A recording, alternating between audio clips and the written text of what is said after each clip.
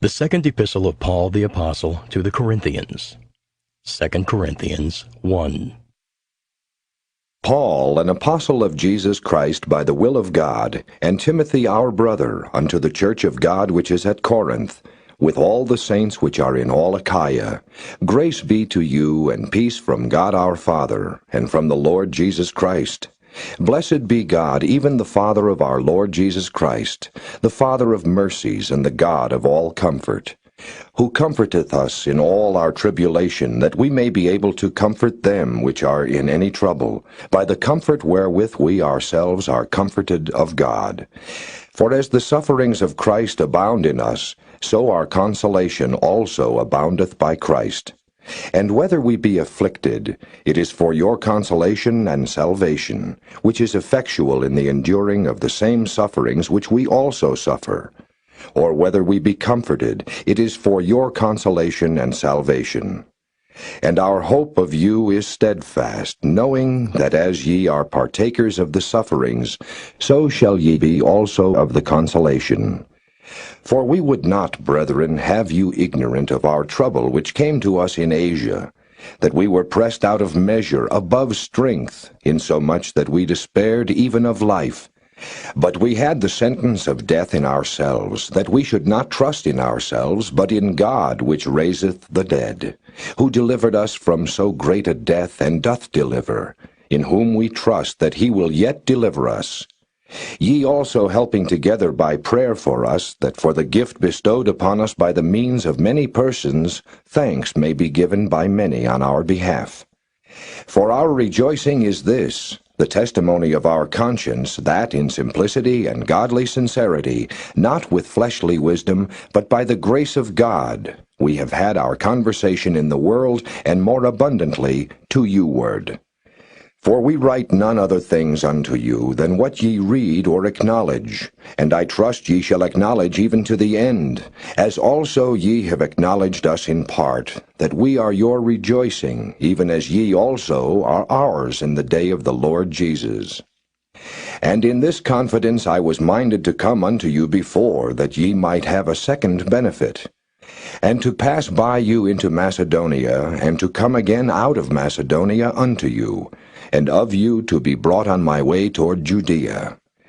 When I therefore was thus minded, did I use lightness? Or the things that I purpose, do I purpose according to the flesh, that with me there should be yea, yea, and nay, nay? But as God is true, our word toward you was not yea and nay. For the Son of God, Jesus Christ, who was preached among you by us, even by me and Silvanus and Timotheus, was not yea and nay, but in him was yea. For all the promises of God in him are yea, and in him amen, unto the glory of God by us. Now he which stablisheth us with you in Christ, and hath anointed us, is God, who hath also sealed us, and given the earnest of the Spirit in our hearts. Moreover I call God for a record upon my soul, that to spare you I came not as yet unto Corinth, not for that we have dominion over your faith, but are helpers of your joy, for by faith ye stand.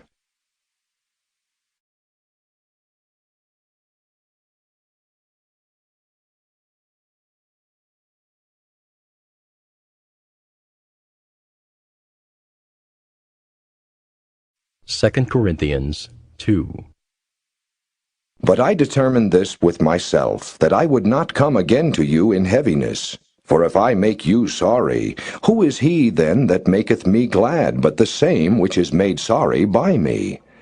And I wrote this same unto you, lest when I came I should have sorrow from them of whom I ought to rejoice, having confidence in you all, that my joy is the joy of you all. For out of much affliction and anguish of heart I wrote unto you with many tears, not that ye should be grieved, but that ye might know the love which I have more abundantly unto you. But if any have caused grief, he hath not grieved me, but in part, that I may not overcharge you all. Sufficient to such a man is this punishment which was inflicted of many.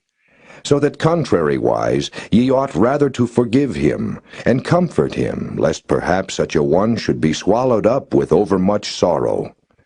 Wherefore I beseech you that ye would confirm your love toward him. For to this end also did I write, that I might know the proof of you, whether ye be obedient in all things. To whom ye forgive anything, I forgive also. For if I forgave anything, to whom I forgave it, for your sakes forgave I it in the person of Christ. Lest Satan should get an advantage of us, for we are not ignorant of his devices. Furthermore, when I came to Troas to preach Christ's gospel, and a door was opened unto me of the Lord, I had no rest in my spirit, because I found not Titus my brother. But taking my leave of them, I went from thence into Macedonia. Now thanks be unto God, which always causeth us to triumph in Christ, and maketh manifest the savour of his knowledge by us in every place. For we are unto God a sweet savour of Christ, in them that are saved, and in them that perish. To the one we are the savour of death unto death, and to the other the savour of life unto life. And who is sufficient for these things? For we are not as many which corrupt the word of God, but as of sincerity, but as of God, in the sight of God, speak we in Christ.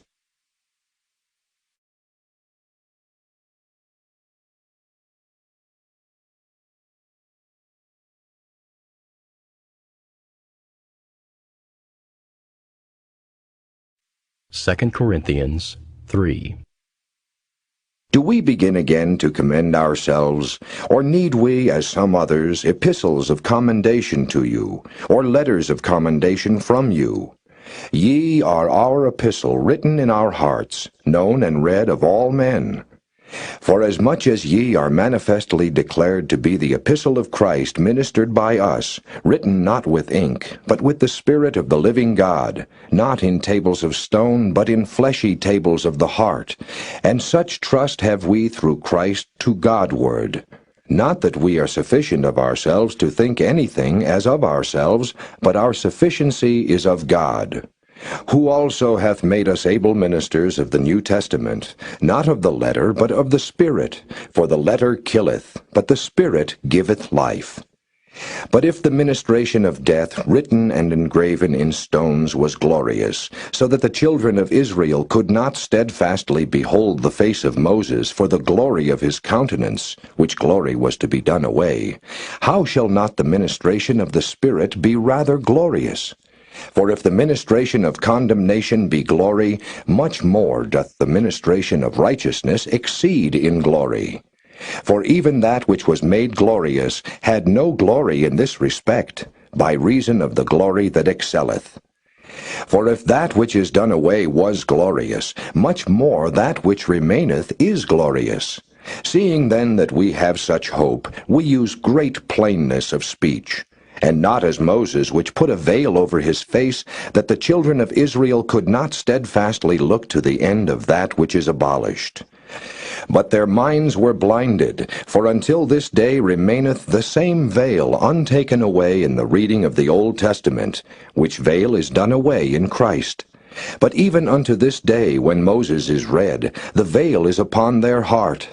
Nevertheless, when it shall turn to the Lord, the veil shall be taken away. Now the Lord is that Spirit, and where the Spirit of the Lord is, there is liberty. But we all with open face beholding as in a glass the glory of the Lord, are changed into the same image from glory to glory, even as by the Spirit of the Lord.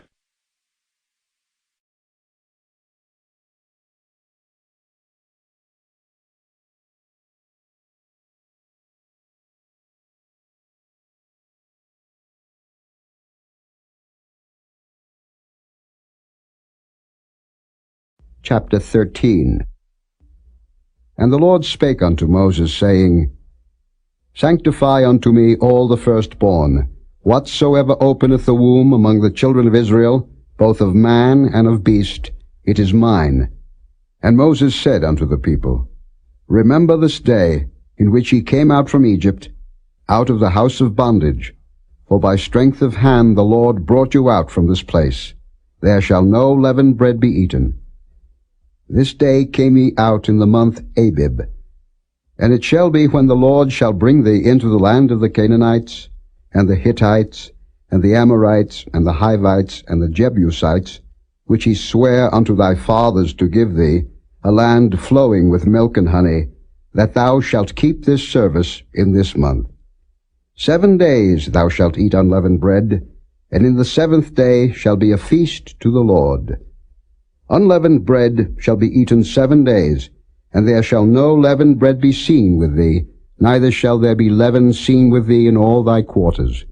And thou shalt show thy son in that day, saying, This is done because of that which the Lord did unto me when I came forth out of Egypt.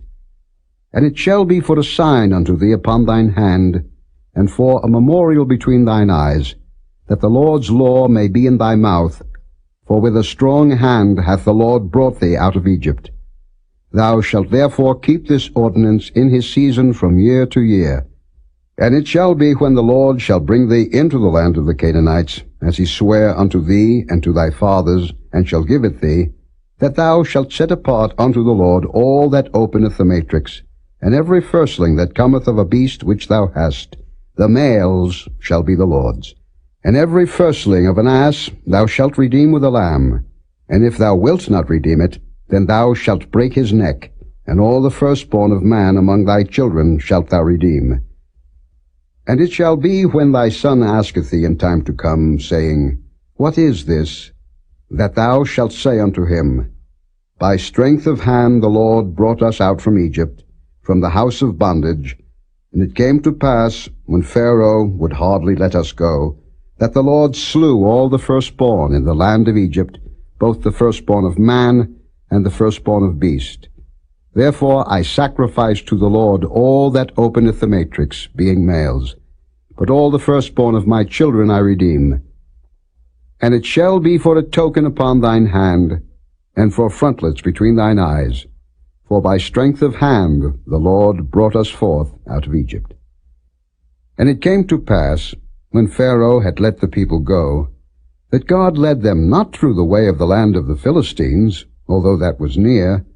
For God said, Lest peradventure the people repent when they see war, and they return to Egypt. But God led the people about through the way of the wilderness of the Red Sea, and the children of Israel went up harnessed out of the land of Egypt. And Moses took the bones of Joseph with him, for he had straitly sworn the children of Israel, saying, God will surely visit you, and ye shall carry up my bones away hence with you. And they took their journey from Succoth, and encamped in Etham in the edge of the wilderness. And the Lord went before them by day in a pillar of a cloud, to lead them the way, and by night in a pillar of fire, to give them light, to go by day and night. He took not away the pillar of the cloud by day, nor the pillar of fire by night from before the people.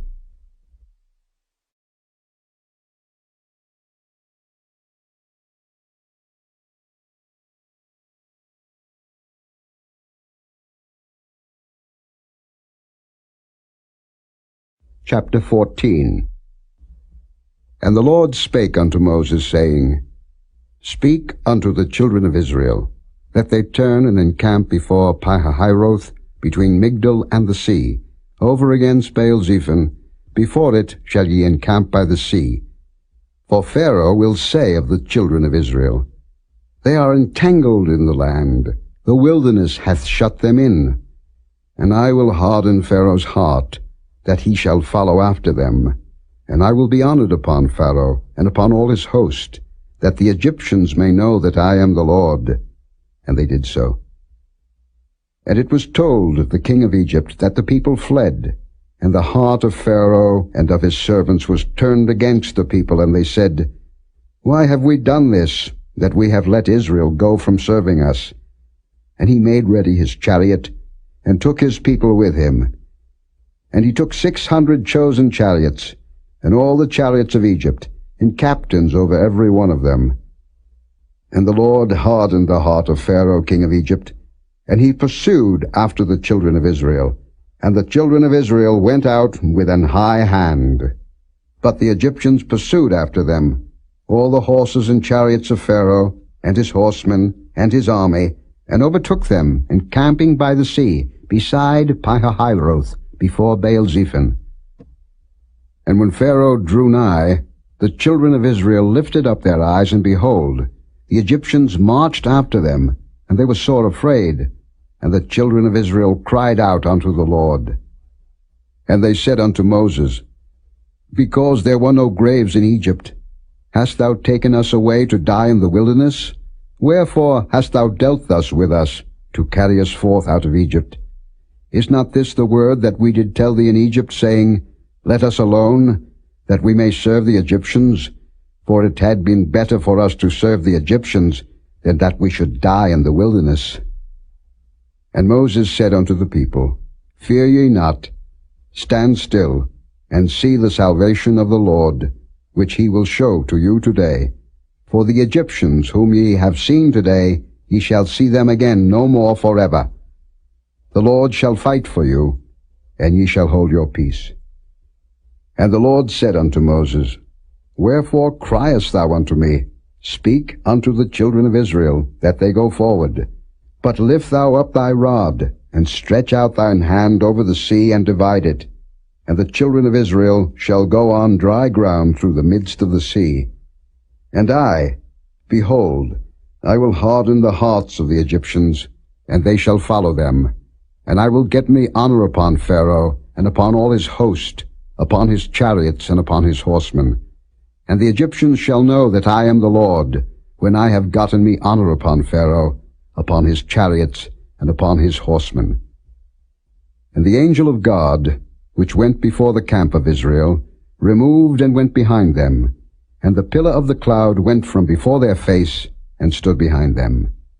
And it came between the camp of the Egyptians and the camp of Israel, and it was a cloud and darkness to them, but it gave light by night to these, so that the one came not near the other all the night. And Moses stretched out his hand over the sea, and the Lord caused the sea to go back by a strong east wind all that night, and made the sea dry land, and the waters were divided. And the children of Israel went into the midst of the sea upon the dry ground, and the waters were a wall unto them on their right hand and on their left. And the Egyptians pursued, and went in after them to the midst of the sea, even all Pharaoh's horses, his chariots, and his horsemen. And it came to pass that in the morning watch the Lord looked unto the host of the Egyptians through the pillar of fire and of the cloud, and troubled the host of the Egyptians, and took off their chariot wheels, that they drave them heavily, so that the Egyptians said, Let us flee from the face of Israel, for the Lord fighteth for them against the Egyptians. And the Lord said unto Moses, Stretch out thine hand over the sea, that the waters may come again upon the Egyptians, upon their chariots, and upon their horsemen. And Moses stretched forth his hand over the sea, and the sea returned to his strength when the morning appeared, and the Egyptians fled against it, and the Lord overthrew the Egyptians in the midst of the sea. And the waters returned, and covered the chariots, and the horsemen, and all the host of Pharaoh that came into the sea after them. There remained not so much as one of them. But the children of Israel walked upon dry land in the midst of the sea, and the waters were a wall unto them on their right hand and on their left. Thus the Lord saved Israel that day out of the hand of the Egyptians, and Israel saw the Egyptians dead upon the seashore. And Israel saw that great work which the Lord did upon the Egyptians, and the people feared the Lord, and believed the Lord and his servant Moses.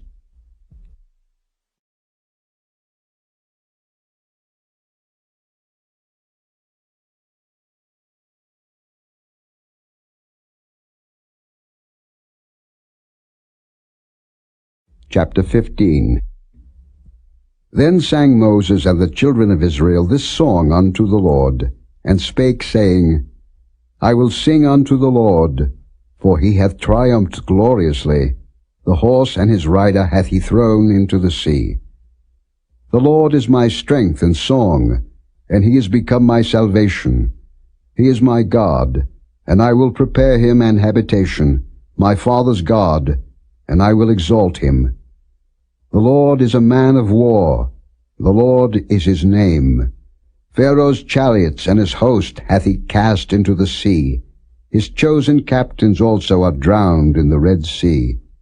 The depths have covered them, they sank into the bottom as a stone. Thy right hand, O Lord, is become glorious in power. Thy right hand, O Lord, hath dashed in pieces the enemy. And in the greatness of thine excellency thou hast overthrown them that rose up against thee.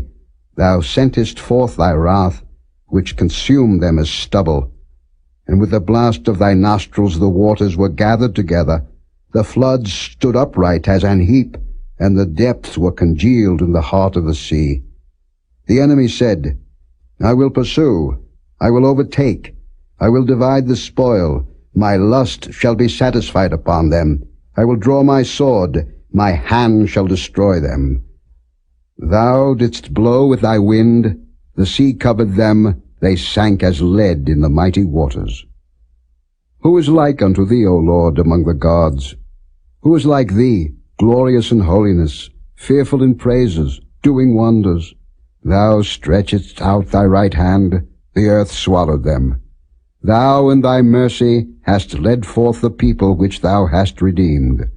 Thou hast guided them in thy strength unto thy holy habitation. The people shall hear and be afraid. Sorrow shall take hold on the inhabitants of Palestina. Then the dukes of Edom shall be amazed. The mighty men of Moab, trembling, shall take hold upon them. All the inhabitants of Canaan shall melt away. Fear and dread shall fall upon them. By the greatness of thine arm they shall be as still as a stone, till thy people pass over, O Lord, till the people pass over, which thou hast purchased. Thou shalt bring them in, and plant them in the mountain of thine inheritance, in the place, O Lord, which thou hast made for thee to dwell in the sanctuary, O Lord, which thy hands have established. The Lord shall reign for ever and ever. For the horse of Pharaoh went in with his chariots, and with his horsemen into the sea, and the Lord brought again the waters of the sea upon them. But the children of Israel went on dry land in the midst of the sea. And Miriam the prophetess, the sister of Aaron, took a timbrel in her hand, and all the women went out after her with timbrels and with dances. And Miriam answered them, Sing ye to the Lord, for he hath triumphed gloriously. The horse and his rider hath he thrown into the sea. So Moses brought Israel from the Red Sea, and they went out into the wilderness of Shur, and they went 3 days in the wilderness and found no water. And when they came to Marah, they could not drink of the waters of Marah, for they were bitter. Therefore the name of it was called Marah. And the people murmured against Moses, saying, What shall we drink? And he cried unto the Lord. And the Lord showed him a tree, which when he had cast into the waters were made sweet. There he made for them a statute and an ordinance, and there he proved them, and said, If thou wilt diligently hearken to the voice of the Lord thy God, and wilt do that which is right in his sight, and wilt give ear to his commandments, and keep all his statutes, I will put none of these diseases upon thee, which I have brought upon the Egyptians. For I am the Lord that healeth thee. And they came to Elim, where were 12 wells of water, and 70 palm trees, and they encamped there by the waters.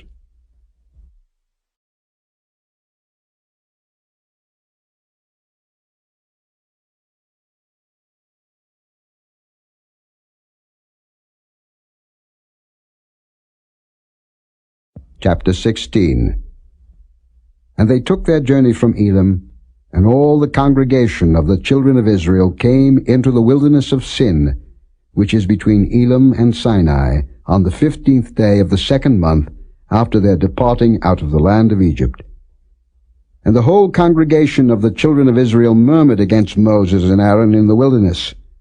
And the children of Israel said unto them, Would to God we had died by the hand of the Lord in the land of Egypt, when we sat by the flesh pots, and when we did eat bread to the full, for ye have brought us forth into this wilderness to kill this whole assembly with hunger. Then said the Lord unto Moses, Behold, I will rain bread from heaven for you, and the people shall go out and gather a certain rate every day, that I may prove them, whether they will walk in my law or no. And it shall come to pass, that on the 6th day they shall prepare that which they bring in, and it shall be twice as much as they gather daily. And Moses and Aaron said unto all the children of Israel, At even, then ye shall know that the Lord hath brought you out from the land of Egypt. And in the morning, then ye shall see the glory of the Lord, for that he heareth your murmurings against the Lord. And what are we, that ye murmur against us? And Moses said, This shall be, when the Lord shall give you in the evening flesh to eat, and in the morning bread to the full, for that the Lord heareth your murmurings which ye murmur against him. And what are we? Your murmurings are not against us, but against the Lord. And Moses spake unto Aaron, Say unto all the congregation of the children of Israel, Come near before the Lord, for he hath heard your murmurings. And it came to pass, as Aaron spake unto the whole congregation of the children of Israel, that they looked toward the wilderness, and behold, the glory of the Lord appeared in the cloud. And the Lord spake unto Moses, saying, I have heard the murmurings of the children of Israel. Speak unto them, saying, At even ye shall eat flesh, and in the morning ye shall be filled with bread, and ye shall know that I am the Lord your God. And it came to pass, that at even the quails came up, and covered the camp, and in the morning the dew lay round about the host. And when the dew that lay was gone up, behold, upon the face of the wilderness there lay a small round thing, as small as the hoarfrost on the ground. And when the children of Israel saw it, they said one to another, It is manna, for they wist not what it was. And Moses said unto them, This is the bread which the Lord hath given you to eat. This is the thing which the Lord hath commanded. Gather of it every man according to his eating, an omer for every man, according to the number of your persons. Take ye every man for them which are in his tents. And the children of Israel did so, and gathered, some more, some less. And when they did meet it with an omer, he that gathered much had nothing over, and he that gathered little had no lack. They gathered every man according to his eating. And Moses said, Let no man leave of it till the morning. Notwithstanding, they hearkened not unto Moses, but some of them left of it until the morning, and it bred worms, and stank. And Moses was wroth with them. And they gathered it every morning, every man according to his eating, and when the sun waxed hot, it melted. And it came to pass that on the 6th day they gathered twice as much bread, 2 omers for one man, and all the rulers of the congregation came and told Moses. And he said unto them, This is that which the Lord hath said, Tomorrow is the rest of the holy Sabbath unto the Lord. Bake that which ye will bake today, and seethe that ye will seethe, and that which remaineth over lay up for you to be kept until the morning. And they laid it up till the morning, as Moses bade, and it did not stink, neither was there any worm therein. And Moses said, Eat that today, for today is a Sabbath unto the Lord. Today ye shall not find it in the field. 6 days ye shall gather it, but on the 7th day, which is the Sabbath, in it there shall be none. And it came to pass that there went out some of the people on the 7th day for to gather, and they found none. And the Lord said unto Moses, How long refuse ye to keep my commandments and my laws? See, for that the Lord hath given you the Sabbath, therefore he giveth you on the 6th day the bread of 2 days. Abide ye every man in his place, let no man go out of his place on the 7th day. So the people rested on the 7th day. And the house of Israel called the name thereof manna, and it was like coriander seed, white, and the taste of it was like wafers made with honey. And Moses said, This is the thing which the Lord commandeth. Fill an omer of it to be kept for your generations, that they may see the bread wherewith I have fed you in the wilderness, when I brought you forth from the land of Egypt. And Moses said unto Aaron, Take a pot, and put an omer full of manna therein, and lay it up before the Lord to be kept for your generations. As the Lord commanded Moses, so Aaron laid it up before the testimony to be kept. And the children of Israel did eat manna 40 years, until they came to a land inhabited. They did eat manna until they came unto the borders of the land of Canaan. Now an omer is the 10th part of an ephah.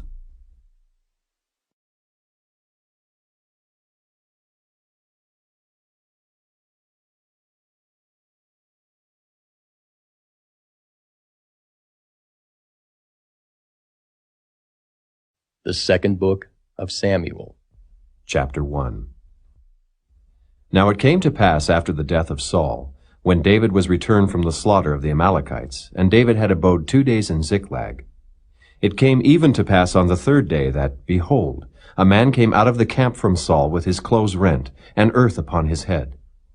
And so it was, when he came to David, that he fell to the earth and did obeisance. And David said unto him, From whence comest thou? And he said unto him, Out of the camp of Israel am I escaped. And David said unto him, How went the matter? I pray thee, tell me. And he answered, That the people are fled from the battle, and many of the people also are fallen and dead. And Saul and Jonathan his son are dead also. And David said unto the young man that told him, How knowest thou that Saul and Jonathan his son be dead? And the young man that told him said, As I happened by chance upon Mount Gilboa, behold, Saul leaned upon his spear, and lo, the chariots and horsemen followed hard after him. And when he looked behind him, he saw me, and called unto me. And I answered, Here am I. And he said unto me, Who art thou? And I answered him, I am an Amalekite. He said unto me again, Stand, I pray thee, upon me, and slay me, for anguish is come upon me, because my life is yet whole in me. So I stood upon him, and slew him, because I was sure that he could not live after that he was fallen. And I took the crown that was upon his head, and the bracelet that was on his arm, and have brought them hither unto my Lord. Then David took hold on his clothes, and rent them, and likewise all the men that were with him. And they mourned, and wept, and fasted until even, for Saul, and for Jonathan his son, and for the people of the Lord, and for the house of Israel, because they were fallen by the sword.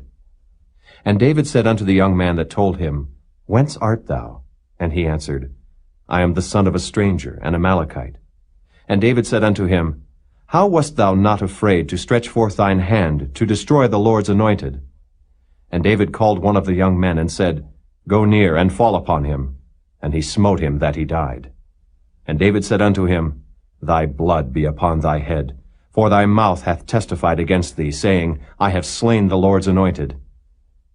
And David lamented with this lamentation over Saul and over Jonathan his son. Also he bade them teach the children of Judah the use of the bow. Behold, it is written in the book of Jasher, The beauty of Israel is slain upon thy high places. How are the mighty fallen? Tell it not in Gath, publish it not in the streets of Askelon, lest the daughters of the Philistines rejoice, lest the daughters of the uncircumcised triumph. Ye mountains of Gilboa, let there be no dew, neither let there be rain upon you, nor fields of offerings. For there the shield of the mighty is vilely cast away, the shield of Saul, as though he had not been anointed with oil. From the blood of the slain, from the fat of the mighty, the bow of Jonathan turned not back, and the sword of Saul returned not empty. Saul and Jonathan were lovely and pleasant in their lives, and in their death they were not divided. They were swifter than eagles, they were stronger than lions. Ye daughters of Israel, weep over Saul, who clothed you in scarlet, with other delights, who put on ornaments of gold upon your apparel. How are the mighty fallen in the midst of the battle? O Jonathan, thou wast slain in thine high places. I am distressed for thee, my brother Jonathan. Very pleasant hast thou been unto me.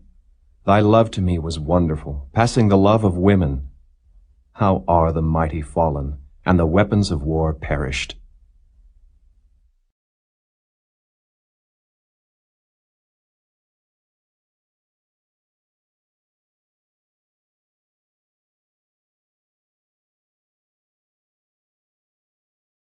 Chapter 2. And it came to pass after this, that David inquired of the Lord, saying, Shall I go up into any of the cities of Judah? And the Lord said unto him, Go up. And David said, Whither shall I go up? And he said, Unto Hebron. So David went up thither, and his 2 wives also, Ahinoam the Jezreelitess, and Abigail, Nabal's wife, the Carmelite. And his men that were with him did David bring up, every man with his household, and they dwelt in the cities of Hebron. And the men of Judah came, and there they anointed David king over the house of Judah. And they told David, saying, that the men of Jabesh-Gilead were they that buried Saul. And David sent messengers unto the men of Jabesh-Gilead, and said unto them, Blessed be ye of the Lord, that ye have showed this kindness unto your Lord, even unto Saul, and have buried him. And now the Lord show kindness and truth unto you, and I also will requite you this kindness, because ye have done this thing. Therefore now let your hands be strengthened, and be ye valiant, for your master Saul is dead, and also the house of Judah have anointed me king over them. But Abner the son of Ner, captain of Saul's host, took Ishbosheth the son of Saul, and brought him over to Mahanaim, and made him king over Gilead, and over the Ashurites, and over Jezreel, and over Ephraim, and over Benjamin, and over all Israel. Ishbosheth, Saul's son, was 40 years old when he began to reign over Israel, and reigned 2 years. But the house of Judah followed David. And the time that David was king in Hebron over the house of Judah was 7 years and 6 months.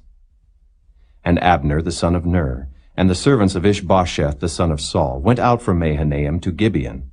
And Joab the son of Zeruiah and the servants of David went out, and met together by the pool of Gibeon. And they sat down, the one on the one side of the pool, and the other on the other side of the pool. And Abner said to Joab, Let the young men now arise, and play before us. And Joab said, Let them arise. Then there arose and went over by number 12 of Benjamin, which pertained to Ishbosheth the son of Saul, and 12 of the servants of David. And they caught every one his fellow by the head, and thrust his sword in his fellow's side. So they fell down together. Wherefore that place was called Helkath-Hazurim, which is in Gibeon. And there was a very sore battle that day, and Abner was beaten, and the men of Israel before the servants of David. And there were 3 sons of Zeruiah there, Joab, and Abishai, and Asahel. And Asahel was as light of foot as a wild roe. And Asahel pursued after Abner, and in going he turned not to the right hand nor to the left from following Abner. Then Abner looked behind him and said, Art thou Asahel? And he answered, I am. And Abner said to him, Turn thee aside to thy right hand or to thy left, and lay thee hold on one of the young men, and take thee his armor. But Asahel would not turn aside from following of him. And Abner said again to Asahel, Turn thee aside from following me. Wherefore should I smite thee to the ground? How then should I hold up my face to Joab thy brother? Howbeit he refused to turn aside. Wherefore Abner with the hinder end of the spear smote him under the 5th rib, that the spear came out behind him. And he fell down there and died in the same place. And it came to pass that as many as came to the place where Asahel fell down and died stood still. Joab also and Abishai pursued after Abner, and the sun went down when they were come to the hill of Ammah, that lieth before Giah by the way of the wilderness of Gibeon. And the children of Benjamin gathered themselves together after Abner, and became one troop, and stood on the top of an hill. Then Abner called to Joab and said, Shall the sword devour forever? Knowest thou not that it will be bitterness in the latter end? How long shall it be then, ere thou bid the people return from following their brethren? And Joab said, As God liveth, unless thou hadst spoken, surely then in the morning the people had gone up every one from following his brother. So Joab blew a trumpet, and all the people stood still, and pursued after Israel no more, neither fought they any more. And Abner and his men walked all that night through the plain, and passed over Jordan, and went through all Bithron, and then came to Mahanaim. And Joab returned from following Abner. And when he had gathered all the people together, there lacked of David's servants 19 men, and Asahel. But the servants of David had smitten of Benjamin and of Abner's men, so that 360 men died. And they took up Asahel, and buried him in the sepulchre of his father, which was in Bethlehem. And Joab and his men went all night, and they came to Hebron at break of day.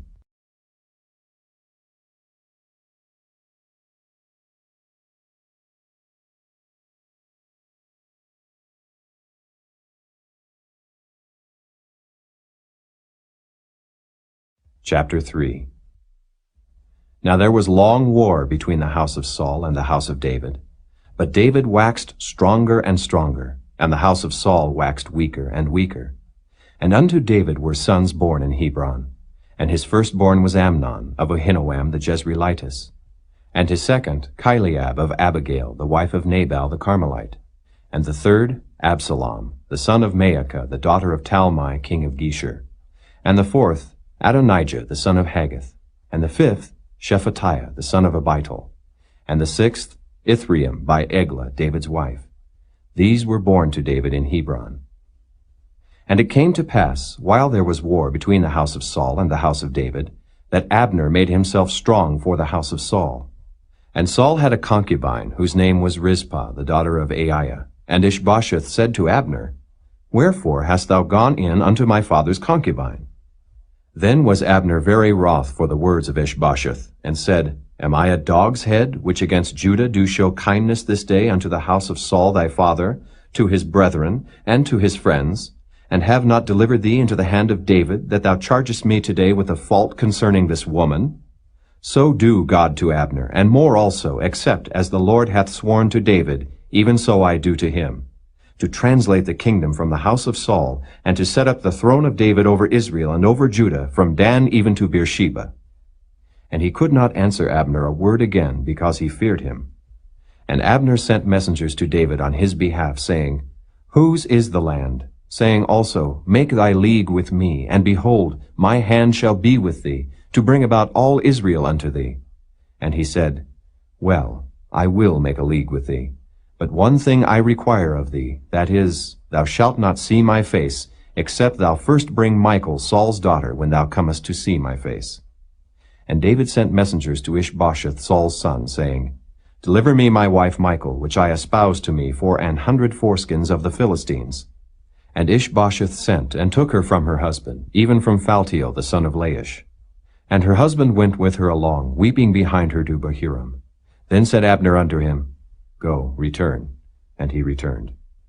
And Abner had communication with the elders of Israel, saying, Ye sought for David in times past to be king over you.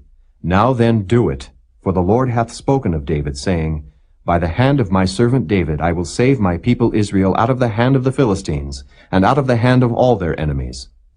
And Abner also spake in the ears of Benjamin. And Abner went also to speak in the ears of David in Hebron all that seemed good to Israel, and that seemed good to the whole house of Benjamin. So Abner came to David to Hebron, and 20 men with him. And David made Abner and the men that were with him a feast. And Abner said unto David, I will arise and go, and will gather all Israel unto my lord the king, that they may make a league with thee, that thou mayest reign over all that thine heart desireth. And David sent Abner away, and he went in peace. And behold, the servants of David and Joab came from pursuing a troop, and brought in a great spoil with them. But Abner was not with David in Hebron, for he had sent him away, and he was gone in peace. When Joab and all the host that was with him were come, they told Joab, saying, Abner the son of Ner came to the king, and he hath sent him away, and he is gone in peace. Then Joab came to the king, and said, What hast thou done? Behold, Abner came unto thee. Why is it that thou hast sent him away, and he is quite gone? Thou knowest Abner the son of Ner, that he came to deceive thee, and to know thy going out and thy coming in, and to know all that thou doest. And when Joab was come out from David, he sent messengers after Abner, which brought him again from the well of Sirah, but David knew it not. And when Abner was returned to Hebron, Joab took him aside in the gate to speak with him quietly, and smote him there under the 5th rib, that he died, for the blood of Asahel his brother. And afterward, when David heard it, he said, I and my kingdom are guiltless before the Lord forever from the blood of Abner the son of Ner. Let it rest on the head of Joab, and on all his father's house. And let there not fail from the house of Joab one that hath an issue, or that is a leper, or that leaneth on a staff, or that falleth on the sword, or that lacketh bread. So Joab and Abishai his brother slew Abner, because he had slain their brother Asahel at Gibeon in the battle. And David said to Joab and to all the people that were with him, Rend your clothes, and gird you with sackcloth, and mourn before Abner. And King David himself followed the bier. And they buried Abner in Hebron. And the king lifted up his voice, and wept at the grave of Abner, and all the people wept.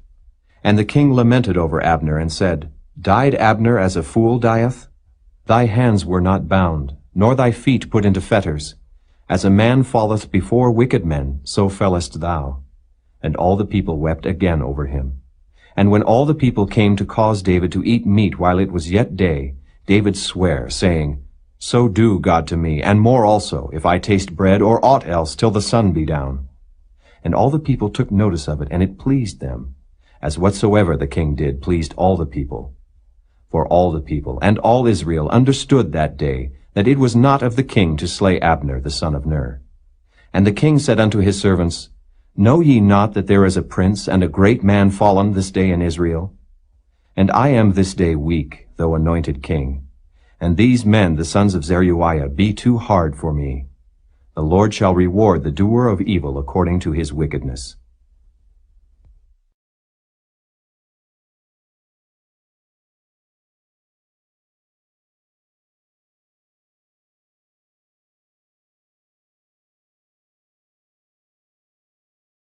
Chapter 4.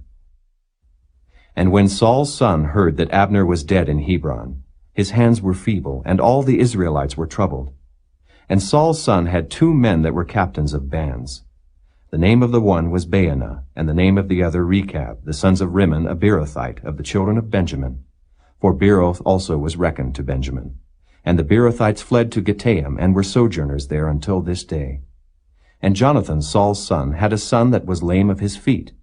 He was 5 years old when the tidings came of Saul and Jonathan out of Jezreel, and his nurse took him up and fled. And it came to pass, as she made haste to flee, that he fell and became lame. And his name was Mephibosheth. And the sons of Rimmon the Beerothite, Rechab and Baanah, went, and came about the heat of the day to the house of Ishbosheth, who lay on a bed at noon. And they came thither into the midst of the house, as though they would have fetched wheat. And they smote him under the 5th rib, and Rechab and Baanah his brother escaped. For when they came into the house, he lay on his bed in his bedchamber, and they smote him, and slew him, and beheaded him, and took his head, and gat them away through the plain all night. And they brought the head of Ishbosheth unto David to Hebron, and said to the king, Behold the head of Ishbosheth, the son of Saul, thine enemy, which sought thy life. And the Lord hath avenged my lord the king this day of Saul and of his seed. And David answered Rechab and Baanah his brother, the sons of Rimmon the Beerothite, and said unto them, As the Lord liveth, who hath redeemed my soul out of all adversity, when one told me, saying, Behold, Saul is dead, thinking to have brought good tidings, I took hold of him, and slew him in Ziklag, who thought that I would have given him a reward for his tidings. How much more, when wicked men have slain a righteous person in his own house upon his bed? Shall I not therefore now require his blood of your hand, and take you away from the earth? And David commanded his young men, and they slew them, and cut off their hands and their feet, and hanged them up over the pool in Hebron. But they took the head of Ishbosheth, and buried it in the sepulchre of Abner in Hebron.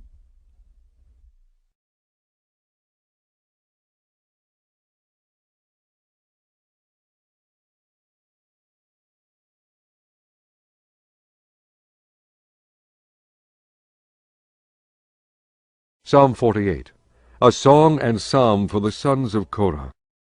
Great is the Lord, and greatly to be praised in the city of our God, in the mountain of his holiness. Beautiful for situation, the joy of the whole earth is Mount Zion, on the sides of the north, the city of the great King.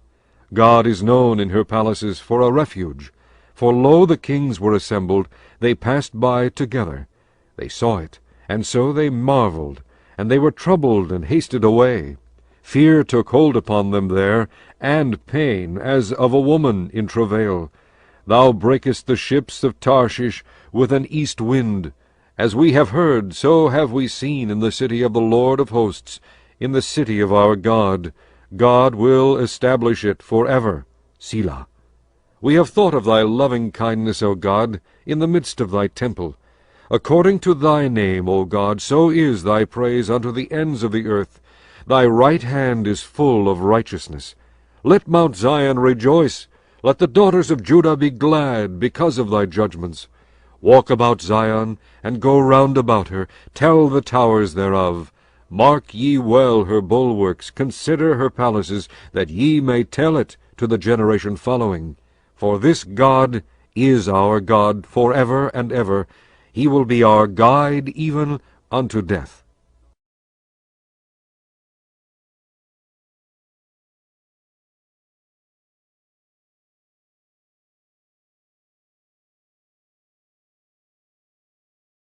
Psalm 49. To the chief musician, a psalm for the sons of Korah. Hear this, all ye people, give ear, all ye inhabitants of the world, both low and high, rich and poor together. My mouth shall speak of wisdom, and the meditation of my heart shall be of understanding. I will incline mine ear to a parable. I will open my dark saying upon the harp. Wherefore should I fear in the days of evil, when the iniquity of my heel shall compass me about? They that trust in their wealth, and boast themselves in the multitude of their riches, none of them can by any means redeem his brother, nor give to God a ransom for him. For the redemption of their soul is precious, and it ceaseth forever, that he should still live forever, and not see corruption. For he seeth that wise men die, likewise the fool and the brutish person perish, and leave their wealth to others. Their inward thought is, that their houses shall continue forever, and their dwelling places to all generations. They call their lands after their own names. Nevertheless, man being in honor abideth not. He is like the beasts that perish. This their way is their folly, yet their posterity approve their sayings. Selah. Like sheep they are laid in the grave. Death shall feed on them, and the upright shall have dominion over them in the morning, and their beauty shall consume in the grave from their dwelling. But God will redeem my soul from the power of the grave, for he shall receive me. Selah. Be not thou afraid when one is made rich, when the glory of his house is increased. For when he dieth, he shall carry nothing away. His glory shall not descend after him. Though while he lived he blessed his soul, and men will praise thee, when thou doest well to thyself. He shall go to the generation of his fathers, they shall never see light. Man that is in honor, and understandeth not, is like the beasts that perish.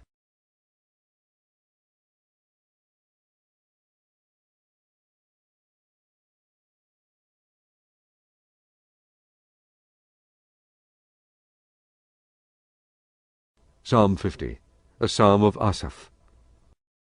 The mighty God, even the Lord, hath spoken, and called the earth from the rising of the sun unto the going down thereof. Out of Zion, the perfection of beauty, God hath shined. Our God shall come, and shall not keep silence. A fire shall devour before him, and it shall be very tempestuous round about him. He shall call to the heavens from above, and to the earth, that he may judge his people. Gather my saints together unto me, those that have made a covenant with me by sacrifice. And the heaven shall declare his righteousness, for God is judge himself. Selah. Hear, O my people, and I will speak, O Israel, and I will testify against thee. I am God, even thy God. I will not reprove thee for thy sacrifices, or thy burnt offerings, to have been continually before me. I will take no bullock out of thy house, nor he-goats out of thy folds. For every beast of the forest is mine, and the cattle upon 1,000 hills. I know all the fowls of the mountains, and the wild beasts of the field are mine. If I were hungry, I would not tell thee, for the world is mine, and the fullness thereof. Will I eat the flesh of bulls, or drink the blood of goats?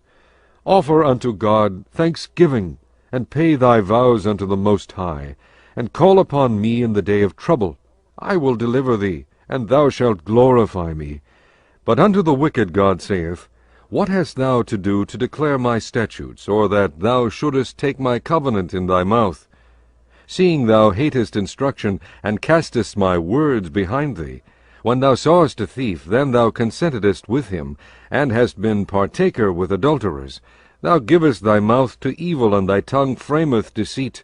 Thou sittest and speakest against thy brother, thou slanderest thine own mother's son. These things hast thou done, and I kept silence. Thou thoughtest that I was altogether such an one as thyself. But I will reprove thee, and set them in order before thine eyes. Now consider this, ye that forget God, lest I tear you in pieces, and there be none to deliver. Whoso offereth praise glorifieth me, and to him that ordereth his conversation aright will I shew the salvation of God.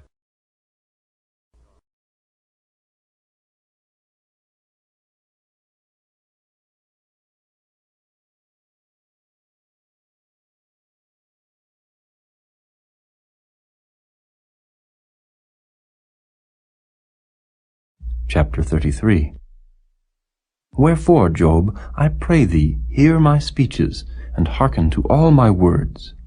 Behold, now I have opened my mouth, my tongue hath spoken in my mouth.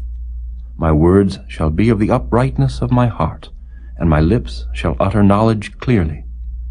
The Spirit of God hath made me, and the breath of the Almighty hath given me life. If thou canst answer me, set thy words in order before me, stand up. Behold, I am according to thy wish in God's stead. I also am formed out of the clay. Behold, my terror shall not make thee afraid, neither shall my hand be heavy upon thee. Surely thou hast spoken in mine hearing, and I have heard the voice of thy words, saying, I am clean without transgression. I am innocent, neither is there iniquity in me. Behold, he findeth occasions against me, he counteth me for his enemy. He putteth my feet in the stocks, he marketh all my paths. Behold, in this thou art not just. I will answer thee, that God is greater than man. Why dost thou strive against him? For he giveth not account of any of his matters. For God speaketh once, yea, twice, yet man perceiveth it not.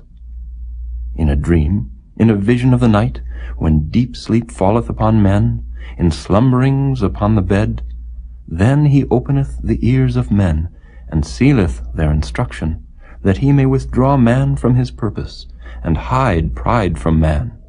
He keepeth back his soul from the pit, and his life from perishing by the sword.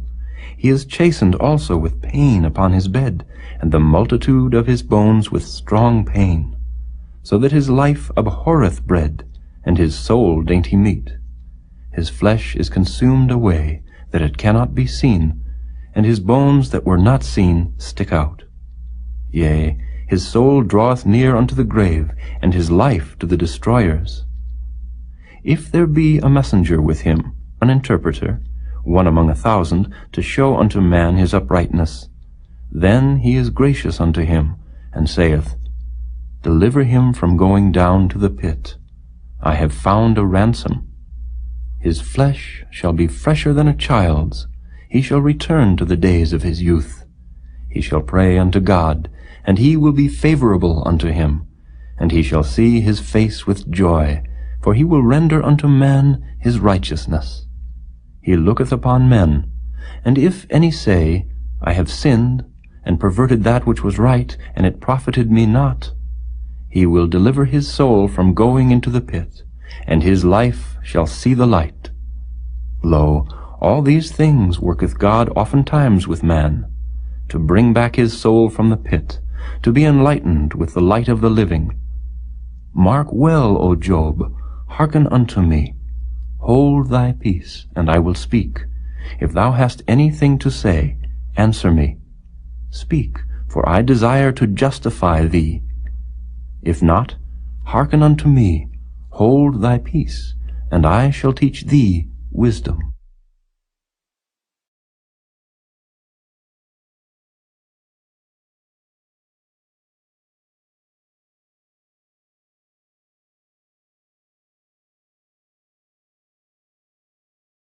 Chapter 34. Furthermore Elihu answered and said, Hear my words, O ye wise men, and give ear unto me, ye that have knowledge. For the ear trieth words, as the mouth tasteth meat. Let us choose to us judgment. Let us know among ourselves what is good. For Job hath said, I am righteous, and God hath taken away my judgment. Should I lie against my right? My wound is incurable without transgression. What man is like Job, who drinketh up scorning like water, which goeth in company with the workers of iniquity, and walketh with wicked men? For he hath said, It profiteth a man nothing that he should delight himself with God. Therefore hearken unto me, ye men of understanding. Far be it from God that he should do wickedness, and from the Almighty that he should commit iniquity. For the work of a man shall he render unto him, and cause every man to find according to his ways. Yea, surely God will not do wickedly, neither will the Almighty pervert judgment.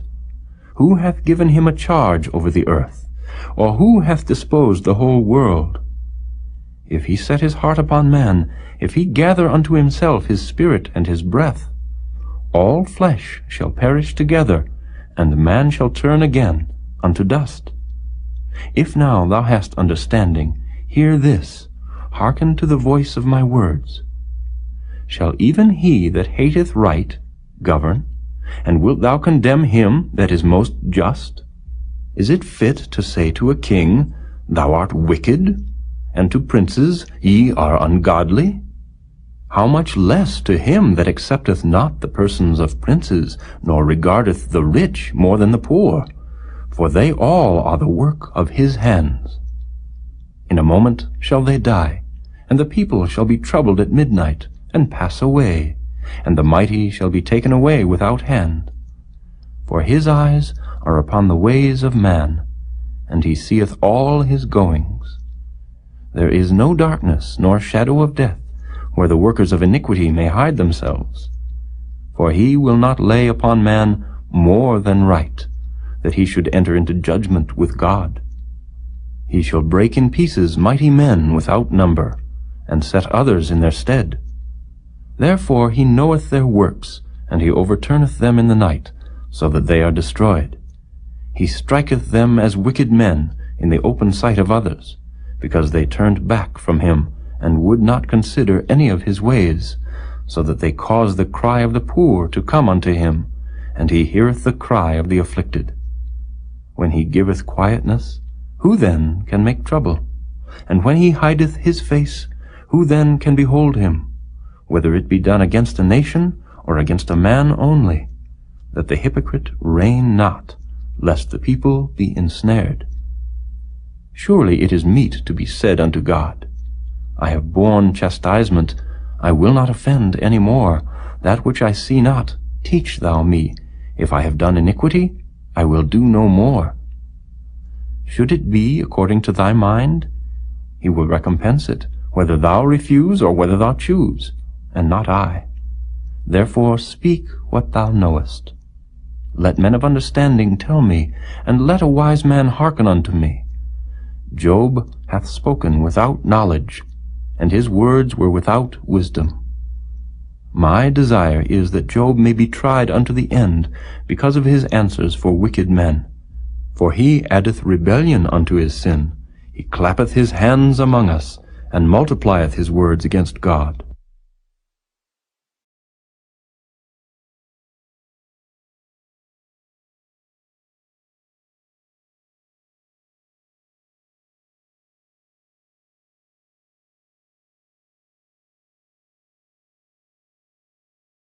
Chapter 22. Thus saith the Lord, Go down to the house of the king of Judah, and speak there this word, and say, Hear the word of the Lord, O king of Judah, that sittest upon the throne of David, thou and thy servants and thy people that enter in by these gates. Thus saith the Lord, Execute ye judgment and righteousness, and deliver the spoiled out of the hand of the oppressor. And do no wrong, do no violence to the stranger, the fatherless, nor the widow, neither shed innocent blood in this place. For if ye do this thing indeed, then shall there enter in by the gates of this house kings sitting upon the throne of David, riding in chariots and on horses, he and his servants and his people.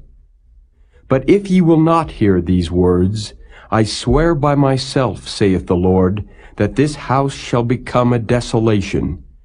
For thus saith the Lord unto the king's house of Judah, Thou art Gilead unto me, and the head of Lebanon, yet surely I will make thee a wilderness, and cities which are not inhabited. And I will prepare destroyers against thee, every one with his weapons, and they shall cut down thy choice cedars, and cast them into the fire. And many nations shall pass by this city, and they shall say every man to his neighbor, Wherefore hath the Lord done thus unto this great city? Then they shall answer, Because they have forsaken the covenant of the Lord their God, and worshipped other gods, and served them. Weep ye not for the dead, neither bemoan him, but weep sore for him that goeth away, for he shall return no more, nor see his native country. For thus saith the Lord touching Shallum the son of Josiah king of Judah, which reigned instead of Josiah his father, which went forth out of this place. He shall not return thither any more, but he shall die in the place whither they have led him captive, and shall see this land no more. Woe unto him that buildeth his house by unrighteousness, and his chambers by wrong, that useth his neighbor's service without wages, and giveth him not for his work, that saith, I will build me a wide house and large chambers, and cutteth him out windows, and it is sealed with cedar and painted with vermilion. Shalt thou reign because thou closest thyself in cedar? Did not thy father eat and drink and do judgment and justice, and then it was well with him? He judged the cause of the poor and needy, then it was well with him. Was not this to know me, saith the Lord? But thine eyes and thine heart are not but for thy covetousness, and for to shed innocent blood, and for oppression, and for violence to do it. Therefore thus saith the Lord concerning Jehoiakim the son of Josiah king of Judah, They shall not lament for him, saying, Ah, my brother, or Ah, sister. They shall not lament for him, saying, Ah, Lord, or Ah, his glory. He shall be buried with the burial of an ass, drawn and cast forth beyond the gates of Jerusalem. Go up to Lebanon, and cry, and lift up thy voice in Bashan, and cry from the passages, for all thy lovers are destroyed. I spake unto thee in thy prosperity, but thou saidst, I will not hear. This hath been thy manner from thy youth, that thou obeyedst not my voice. The wind shall eat up all thy pastors, and thy lovers shall go into captivity. Surely then shalt thou be ashamed and confounded for all thy wickedness. O inhabitant of Lebanon, that makest thy nest in the cedars, how gracious shalt thou be when pangs come upon thee, the pain as of a woman in travail. As I live, saith the Lord, though Coniah the son of Jehoiakim king of Judah were the signet upon my right hand, yet would I pluck thee thence. And I will give thee into the hand of them that seek thy life, and into the hand of them whose face thou fearest, even into the hand of Nebuchadrezzar king of Babylon, and into the hand of the Chaldeans.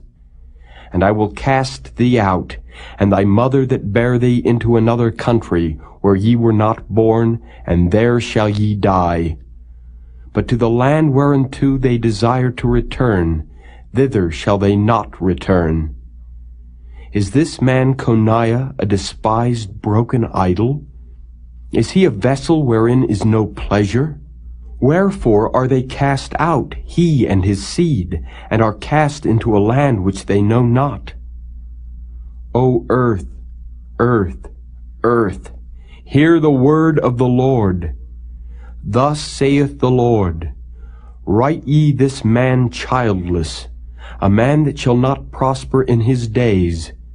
For no man of his seed shall prosper, sitting upon the throne of David, and ruling any more in Judah.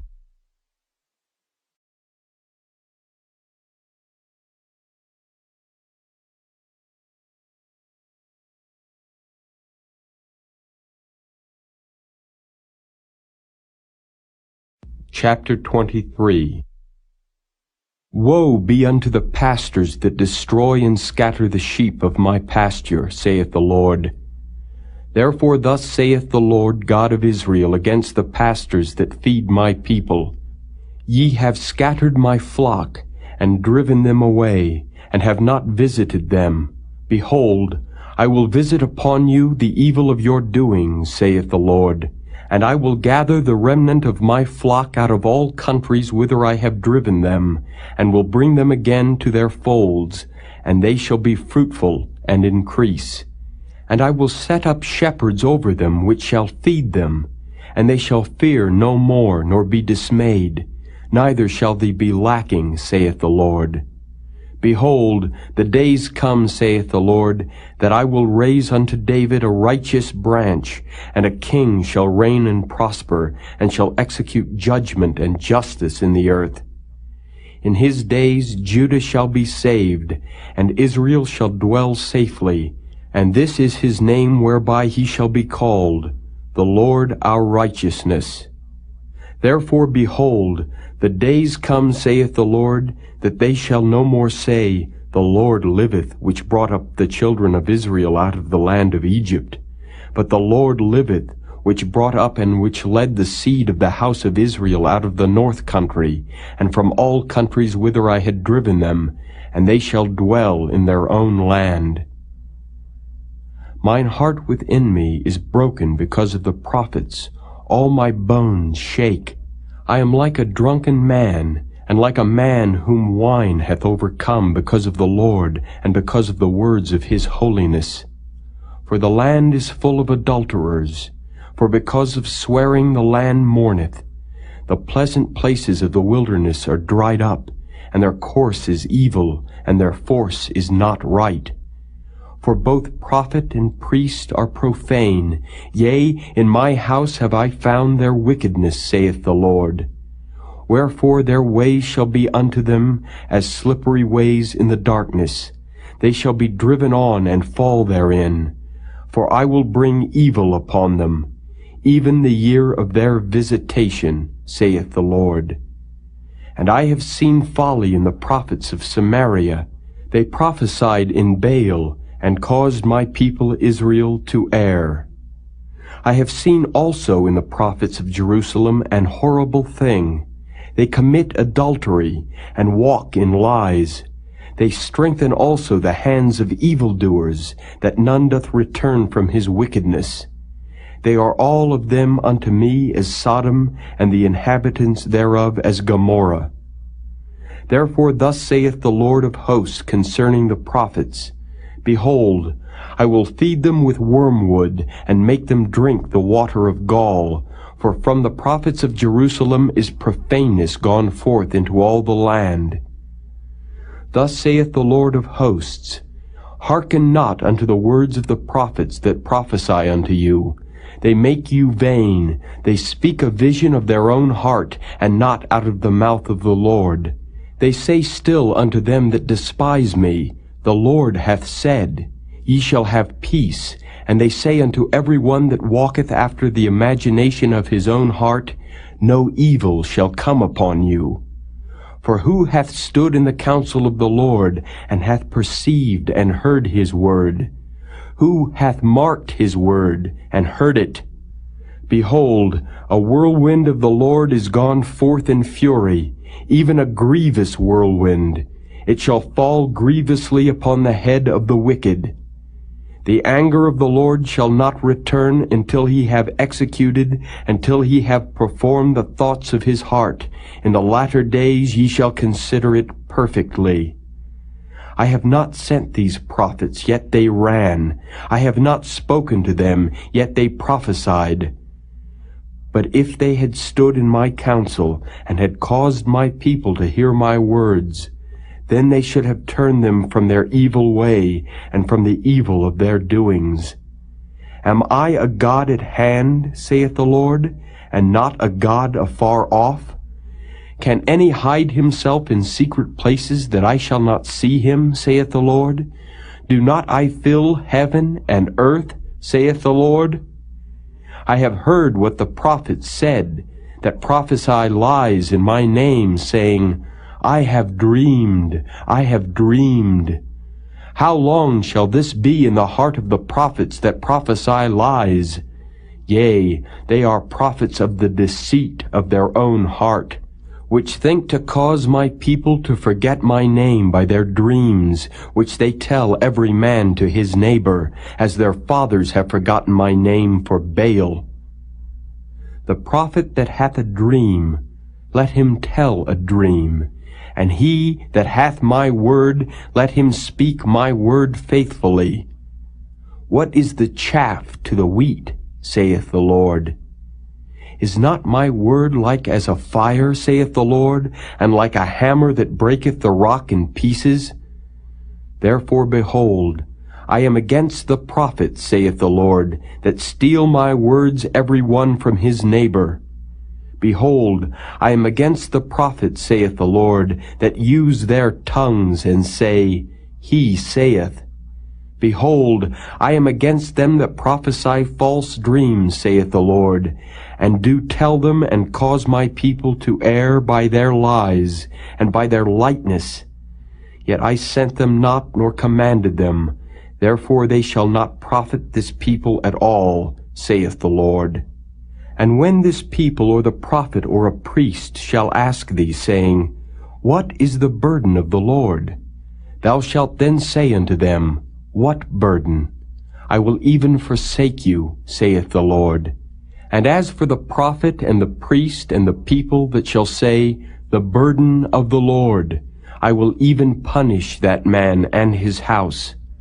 Thus shall ye say every one to his neighbor, and every one to his brother, What hath the Lord answered, and what hath the Lord spoken? And the burden of the Lord shall ye mention no more, for every man's word shall be his burden. For ye have perverted the words of the living God, of the Lord of hosts our God. Thus shalt thou say to the prophet, What hath the Lord answered thee? And what hath the Lord spoken? But since ye say, The burden of the Lord, therefore thus saith the Lord, Because ye say this word, the burden of the Lord, and I have sent unto you, saying, Ye shall not say the burden of the Lord. Therefore, behold, I, even I, will utterly forget you, and I will forsake you, and the city that I gave you and your fathers, and cast you out of my presence. And I will bring an everlasting reproach upon you, and a perpetual shame, which shall not be forgotten.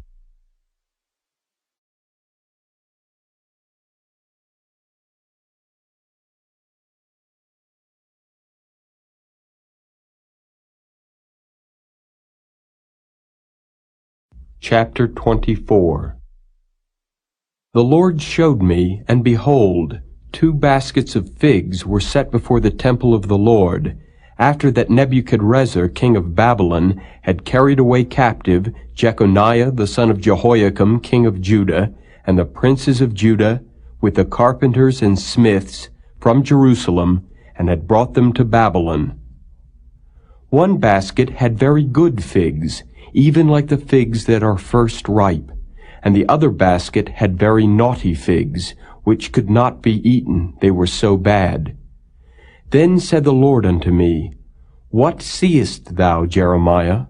And I said, Figs, the good figs very good, and the evil very evil, that cannot be eaten, they are so evil. Again the word of the Lord came unto me, saying, Thus saith the Lord, the God of Israel, Like these good figs, so will I acknowledge them that are carried away captive of Judah, whom I have sent out of this place into the land of the Chaldeans for their good. For I will set mine eyes upon them for good, and I will bring them again to this land, and I will build them and not pull them down, and I will plant them and not pluck them up. And I will give them an heart to know me, that I am the Lord, and they shall be my people, and I will be their God. For they shall return unto me with their whole heart. And as the evil figs, which cannot be eaten, they are so evil, surely thus saith the Lord, so will I give Zedekiah the king of Judah, and his princes, and the residue of Jerusalem that remain in this land, and them that dwell in the land of Egypt, and I will deliver them to be removed into all the kingdoms of the earth for their hurt, to be a reproach and a proverb, a taunt and a curse, in all places whither I shall drive them. And I will send the sword, the famine, and the pestilence among them, till they be consumed from off the land that I gave unto them and to their fathers.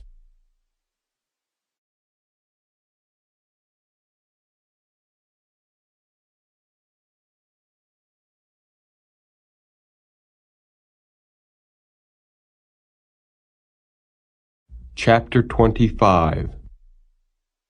The word that came to Jeremiah concerning all the people of Judah in the 4th year of Jehoiakim the son of Josiah king of Judah, that was the 1st year of Nebuchadrezzar king of Babylon, the which Jeremiah the prophet spake unto all the people of Judah and to all the inhabitants of Jerusalem, saying, From the 13th year of Josiah the son of Amon king of Judah, even unto this day, that is the 23 year, the word of the Lord hath come unto me, and I have spoken unto you, rising early and speaking, but ye have not hearkened. And the Lord hath sent unto you all his servants the prophets, rising early and sending them, but ye have not hearkened, nor inclined your ear to hear.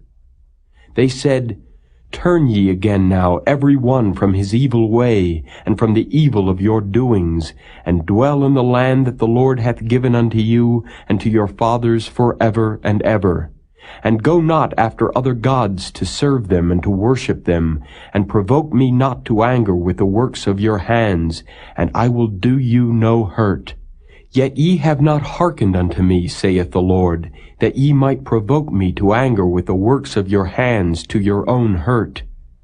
Therefore thus saith the Lord of hosts, Because ye have not heard my words, behold, I will send and take all the families of the north, saith the Lord, and Nebuchadrezzar the king of Babylon my servant, and will bring them against this land, and against the inhabitants thereof, and against all these nations round about, and will utterly destroy them, and make them an astonishment and an hissing, and perpetual desolations.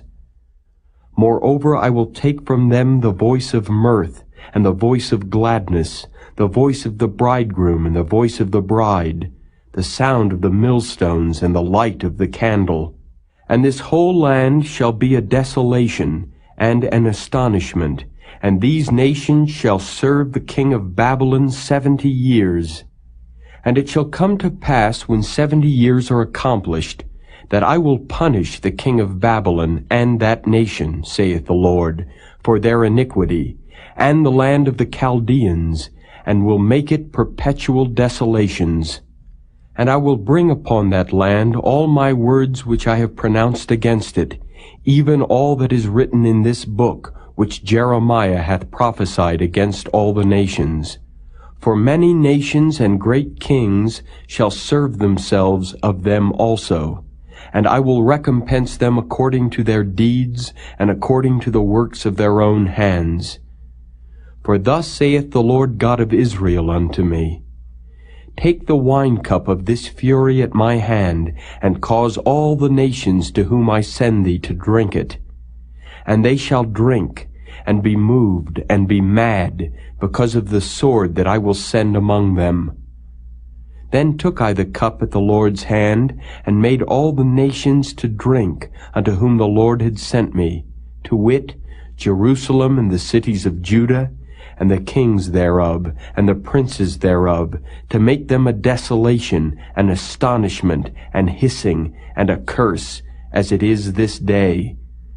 Pharaoh king of Egypt, and his servants, and his princes, and all his people, and all the mingled people, and all the kings of the land of Uz, and all the kings of the land of the Philistines, and Ashkelon, and Azzah, and Ekron, and the remnant of Ashdod, Edom, and Moab, and the children of Ammon, and all the kings of Tyrus, and all the kings of Zidon, and the kings of the isles which are beyond the sea, Dedan and Tema and Buz, and all that are in the utmost corners, and all the kings of Arabia, and all the kings of the mingled people that dwell in the desert, and all the kings of Zimri, and all the kings of Elam, and all the kings of the Medes, and all the kings of the north, far and near, one with another, and all the kingdoms of the world which are upon the face of the earth, and the king of Shishak shall drink after them. Therefore thou shalt say unto them, Thus saith the Lord of hosts, the God of Israel, Drink ye and be drunken, and spew and fall, and rise no more, because of the sword which I will send among you. And it shall be, if they refuse to take the cup at thine hand to drink, then shalt thou say unto them, Thus saith the Lord of hosts, Ye shall certainly drink. For lo, I begin to bring evil on the city which is called by my name, and should ye be utterly unpunished? Ye shall not be unpunished, for I will call for a sword upon all the inhabitants of the earth, saith the Lord of hosts. Therefore prophesy thou against them all these words, and say unto them, The Lord shall roar from on high, and utter his voice from his holy habitation. He shall mightily roar upon his habitation. He shall give a shout, as they that tread the grapes, against all the inhabitants of the earth. A noise shall come even to the ends of the earth, for the Lord hath a controversy with the nations. He will plead with all flesh. He will give them that are wicked to the sword, saith the Lord. Thus saith the Lord of hosts, Behold, evil shall go forth from nation to nation, and a great whirlwind shall be raised up from the coasts of the earth. And the slain of the Lord shall be at that day from one end of the earth even unto the other end of the earth. They shall not be lamented, neither gathered nor buried. They shall be dung upon the ground. Howl, ye shepherds, and cry, and wallow yourselves in the ashes, ye principal of the flock. For the days of your slaughter and of your dispersions are accomplished, and ye shall fall like a pleasant vessel. And the shepherd shall have no way to flee, nor the principal of the flock to escape. A voice of the cry of the shepherds, and an howling of the principal of the flock shall be heard, for the Lord hath spoiled their pasture. And the peaceable habitations are cut down because of the fierce anger of the Lord. He hath forsaken his covert, as the lion, for their land is desolate because of the fierceness of the oppressor, and because of his fierce anger.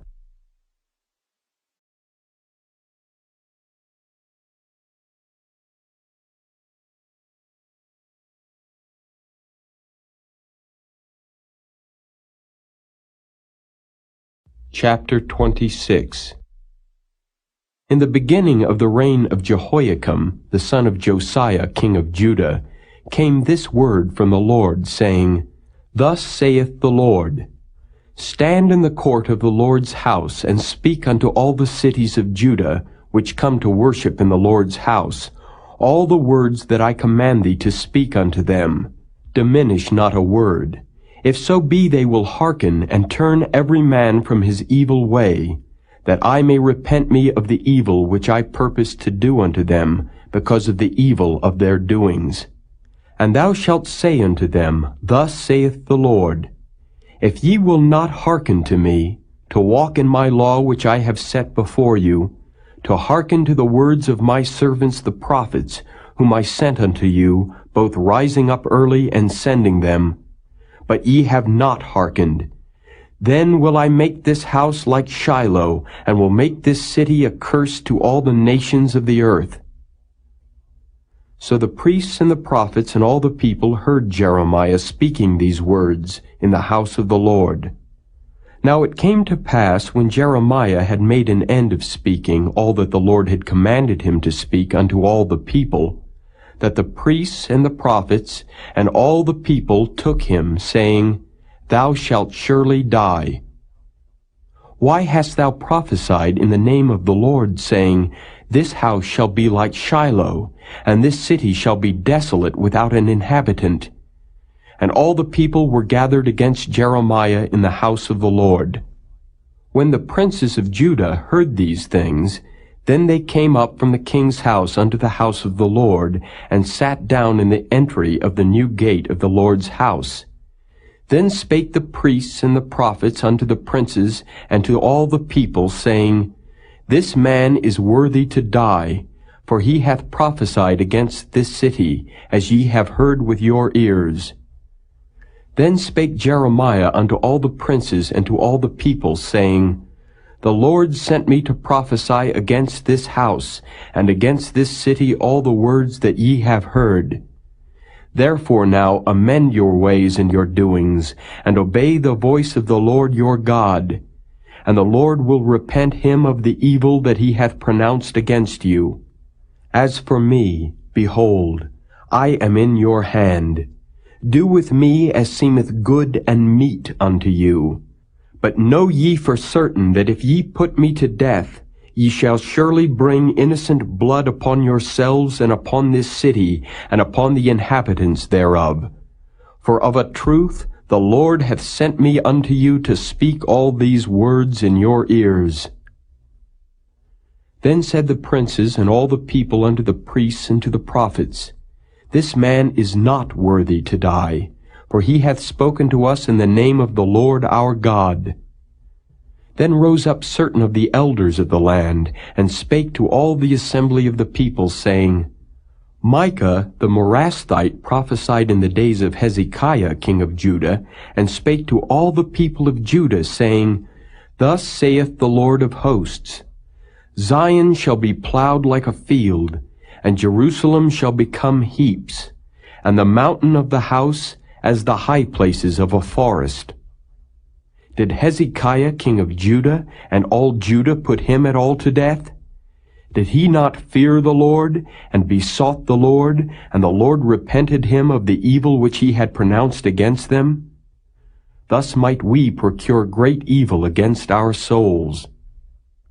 And there was also a man that prophesied in the name of the Lord, Urijah, the son of Shemaiah, of Kirjath-jearim, who prophesied against this city and against this land according to all the words of Jeremiah. And when Jehoiakim the king, with all his mighty men and all the princes heard his words, the king sought to put him to death. But when Urijah heard it, he was afraid and fled, and went into Egypt. And Jehoiakim the king sent men into Egypt, namely Elnathan the son of Achbor, and certain men with him into Egypt.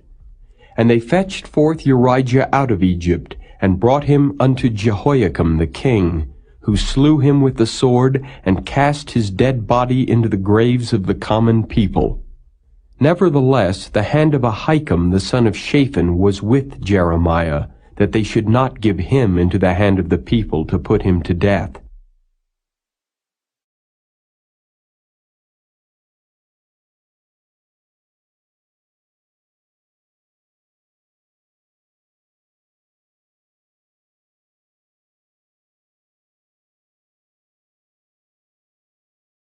Mark 13. And as he went out of the temple, one of his disciples saith unto him, Master, see what manner of stones, and what buildings are here. And Jesus answering said unto him, Seest thou these great buildings? There shall not be left one stone upon another that shall not be thrown down. And as he sat upon the Mount of Olives, over against the temple, Peter and James and John and Andrew asked him privately, Tell us, when shall these things be? And what shall be the sign when all these things shall be fulfilled?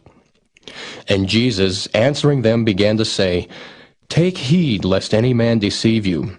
For many shall come in my name, saying, I am Christ, and shall deceive many.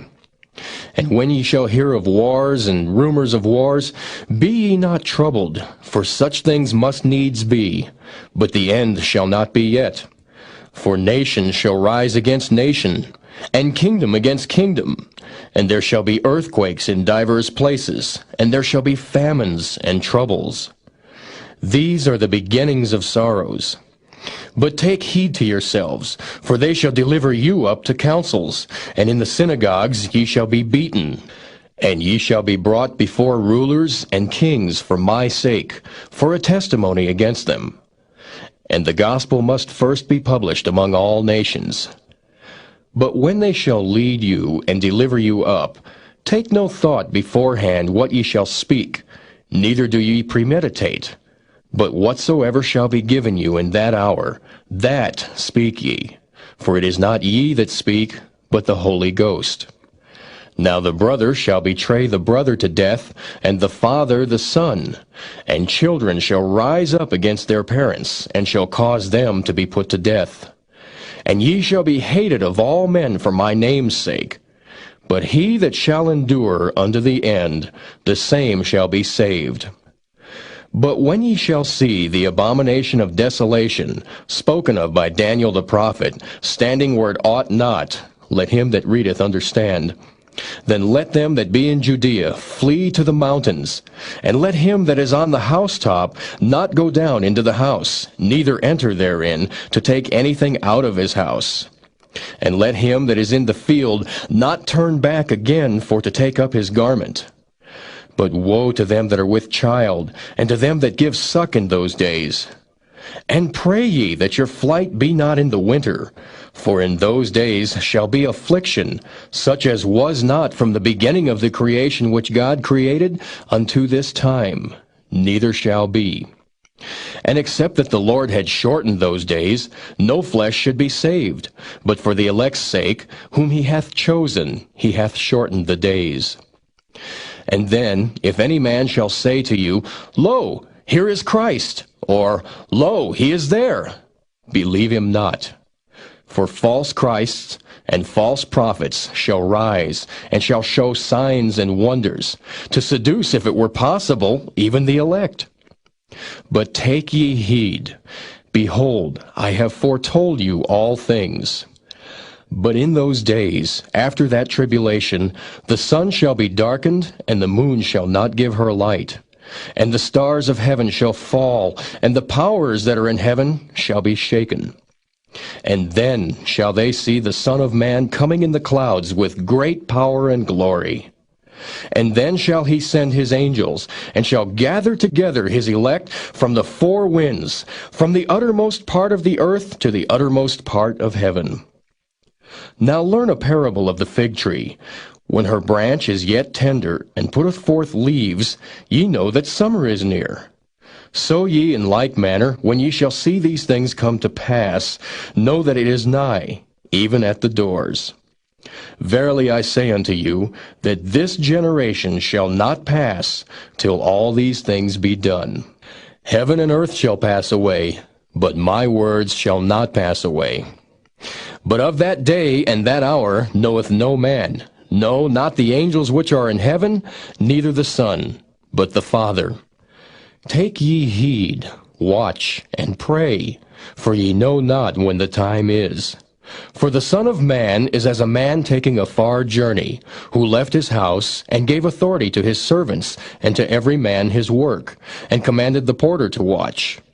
Watch ye therefore, for ye know not when the master of the house cometh, at even, or at midnight, or at the cock crowing, or in the morning, lest coming suddenly he find you sleeping. And what I say unto you, I say unto all, watch.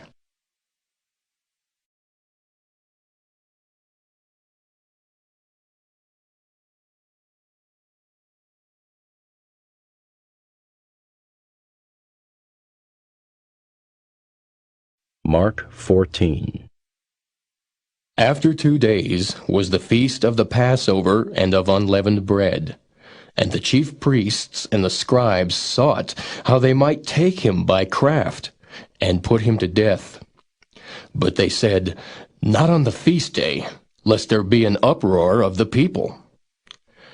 And being in Bethany, in the house of Simon the leper, as he sat at meat, there came a woman having an alabaster box of ointment of spikenard, very precious, and she brake the box, and poured it on his head. And there were some that had indignation within themselves, and said, Why was this waste of the ointment made? For it might have been sold for more than 300 pence, and have been given to the poor. And they murmured against her. And Jesus said, Let her alone. Why trouble ye her? She hath wrought a good work on me. For ye have the poor with you always, and whensoever ye will, ye may do them good. But me ye have not always. She hath done what she could. She is come aforehand to anoint my body to the burying. Verily I say unto you, wheresoever this gospel shall be preached throughout the whole world, this also that she hath done shall be spoken of for a memorial of her. And Judas Iscariot, one of the 12, went unto the chief priests to betray him unto them. And when they heard it, they were glad, and promised to give him money. And he sought how he might conveniently betray him. And the first day of unleavened bread, when they killed the Passover, his disciples said unto him, Where wilt thou that we go and prepare, that thou mayest eat the Passover? And he sendeth forth 2 of his disciples, and saith unto them, Go ye into the city, and there shall meet you a man bearing a pitcher of water. Follow him. And wheresoever he shall go in, say ye to the goodman of the house, The Master saith, Where is the guest chamber, where I shall eat the Passover with my disciples? And he will show you a large upper room, furnished and prepared. There make ready for us. And his disciples went forth, and came into the city, and found as he had said unto them. And they made ready the Passover. And in the evening he cometh with the 12. And as they sat and did eat, Jesus said, Verily I say unto you, one of you which eateth with me shall betray me. And they began to be sorrowful, and to say unto him one by one, Is it I? And another said, Is it I? And he answered and said unto them, It is one of the 12, that dippeth with me in the dish. The Son of Man indeed goeth, as it is written of him, but woe to that man by whom the Son of Man is betrayed. Good were it for that man if he had never been born. And as they did eat, Jesus took bread, and blessed, and brake it, and gave to them, and said, Take, eat. This is my body. And he took the cup, and when he had given thanks, he gave it to them, and they all drank of it. And he said unto them, This is my blood of the New Testament, which is shed for many. Verily I say unto you, I will drink no more of the fruit of the vine, until that day that I drink it new in the kingdom of God. And when they had sung an hymn, they went out into the Mount of Olives. And Jesus saith unto them, All ye shall be offended because of me this night. For it is written, I will smite the shepherd, and the sheep shall be scattered. But after that I am risen, I will go before you into Galilee. But Peter said unto him, Although all shall be offended, yet will not I. And Jesus saith unto him, Verily I say unto thee, that this day, even in this night, before the cock crow twice, thou shalt deny me thrice. But he spake the more vehemently, If I should die with thee, I will not deny thee in any wise. Likewise also said they all. And they came to a place which was named Gethsemane, and he saith to his disciples, Sit ye here, while I shall pray. And he taketh with him Peter, and James, and John, and began to be sore amazed, and to be very heavy, and saith unto them, My soul is exceeding sorrowful unto death. Tarry ye here, and watch. And he went forward a little, and fell on the ground, and prayed that, if it were possible, the hour might pass from him. And he said, Abba, Father, all things are possible unto thee. Take away this cup from me. Nevertheless, not what I will, but what thou wilt. And he cometh, and findeth them sleeping, and saith unto Peter, Simon, sleepest thou? Couldest not thou watch 1 hour? Watch ye, and pray, lest ye enter into temptation. The spirit truly is ready, but the flesh is weak." And again he went away, and prayed, and spake the same words. And when he returned, he found them asleep again, for their eyes were heavy, neither wist they what to answer him. And he cometh the third time, and saith unto them, "Sleep on now, and take your rest. It is enough, the hour is come. Behold, the Son of Man is betrayed into the hands of sinners.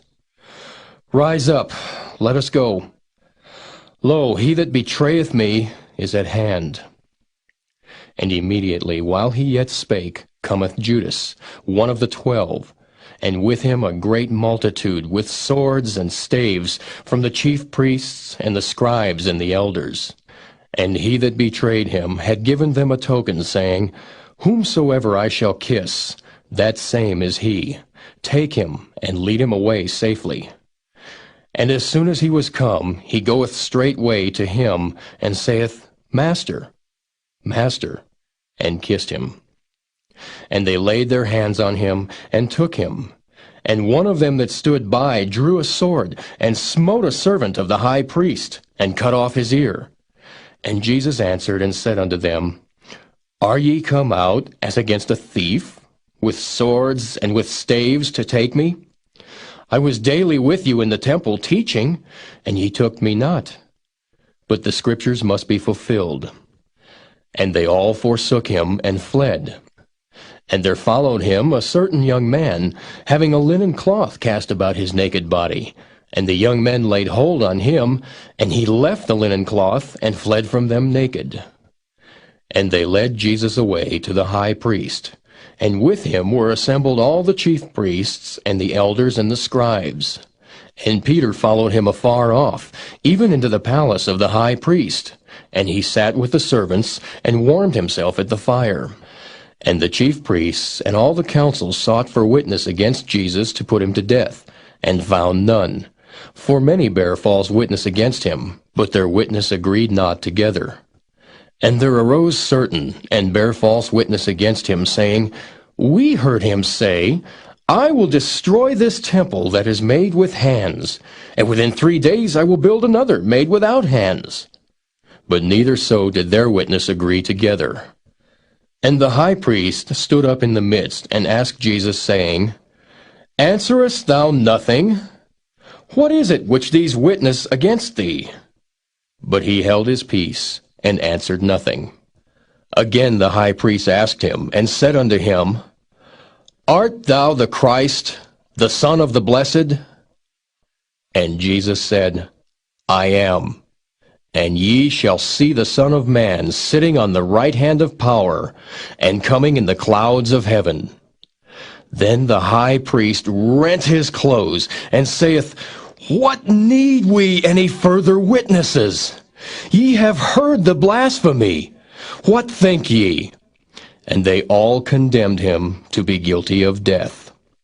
And some began to spit on him, and to cover his face, and to buffet him, and to say unto him, "Prophesy."